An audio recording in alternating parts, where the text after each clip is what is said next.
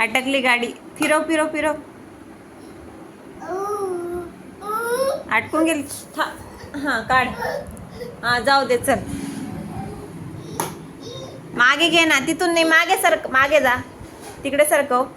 हा जा जा जा. हा घे आता मागे. घे घे. थांब थांब थांब. स्वामी करण्याची गाडी नाही ना. फिरून दे याला.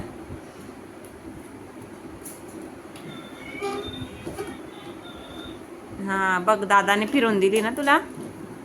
असं पळा पळा पळा. कशी चालवत रे श्री.